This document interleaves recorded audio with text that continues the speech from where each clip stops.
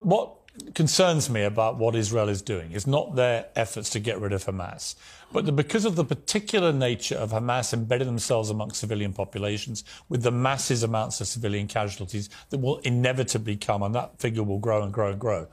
Are we not, as Barack Obama warned, are we not creating here just an opportunity for far greater radicalization of all those young Palestinians who watched their loved ones get killed? Why would we imagine that at the end of all this, they're going to want to do anything other than to become a new version of Hamas in wanting to exact revenge for what happened to their families? Well, two things. One is, if you just follow the logic of what Barack Obama said, then you just shouldn't do anything. If you're Israel, you should be attacked and just sit back and say, great, we'll wait for the next one. But the second and more important thing is, your question supposes that there is a sort of peaceful Palestinian population in the Gaza who would love a two-state solution, and then a few bad apples in Hamas.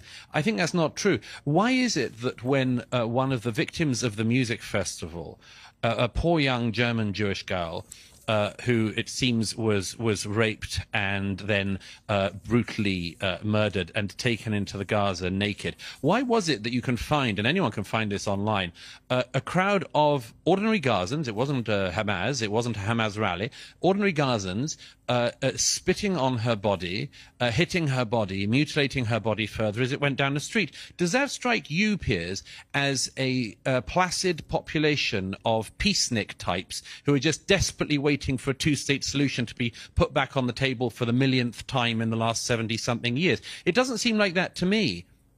No, but there are over 2 million people in Gaza, and there weren't 2 million people in that video clip. There were a few hundred. So I don't like to make... Yeah, well, a few hundred at random. A few hundred at random. And did you see anyone in it saying, hey, guys, stop. We're not meant to mutilate the bodies of girls or rape them in public? No, I didn't see that. But then what you're really articulating, correct me if I'm wrong here, but isn't what you're articulating really an endorsement of collective punishment, where you assume they're all guilty? No. And if they don't stand up to Hamas, they're also guilty. Well, and that's where people have a problem, I think, with the moral line here, which is if you hold all the Gazans equally responsible, then is that not collective punishment, which is illegal? Well, first of all, there is some responsibility for the peoples in the Gaza.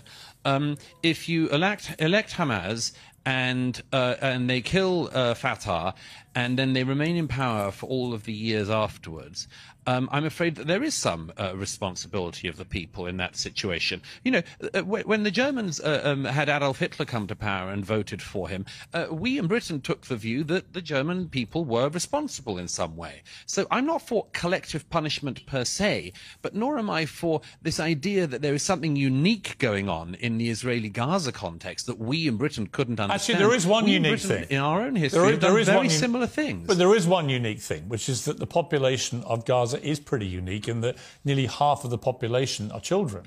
That is a unique situation. No, I'll tell you what's unique about the population of Gaza. It's the only population in the world where people routinely claim Israelis are committing genocide, but which has a population boom all of the time.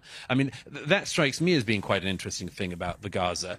But as for the moral currency, I want to make a very, very important point, if I can say so, on this, which is, you know, people quite often abuse history, and they say things all the time. I mean, about the only thing anyone from history knows is about the Nazis. Here's something I can tell you with absolute certainty, Piers, having not just seen some of the results of what Hamas did on the ground here in Israel a few weeks ago, but having watched the videos of the unedited footage, which I was one of the journalists was sadly allowed to see the other day. I can tell you one thing: the comparison between Hamas and the Nazis is insufficient. And sorry, there's an incoming.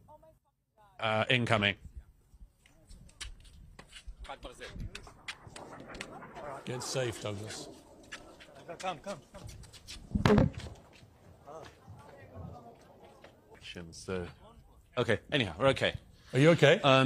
Let's just. Yeah. It's fine. Sorry, it was a rocket coming. It looked like it was just going to land on us here. Which way was that rocket coming from? Was it coming from Gaza or from Israel?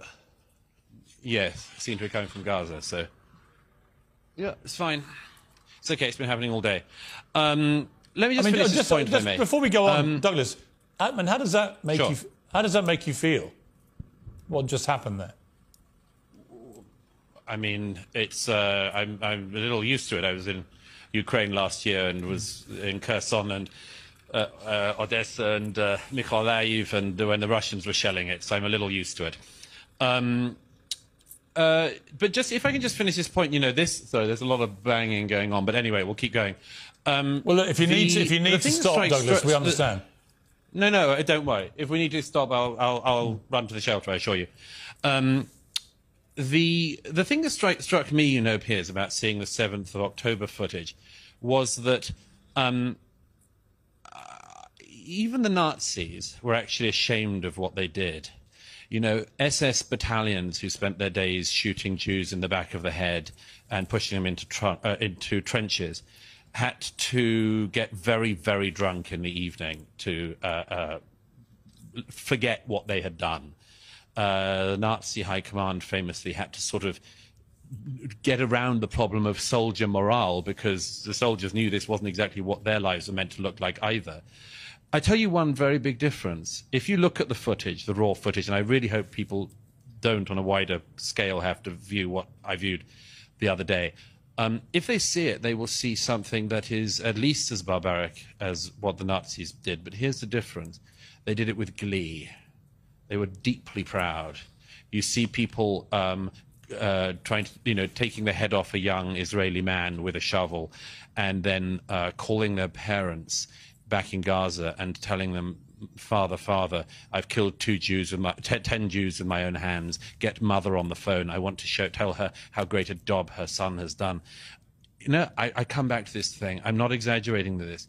It's very, very interesting, and people need to realize you had this situation with the Nazis, where they also were a genocidal anti-Semitic organization, but they tried to cover their crimes up.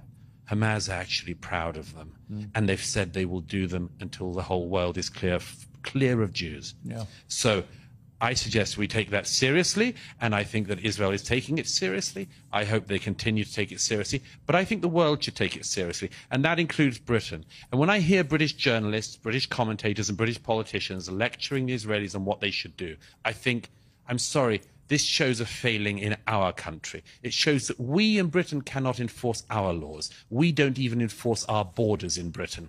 It's us that is the weak link in the international security chain on this, not Israel.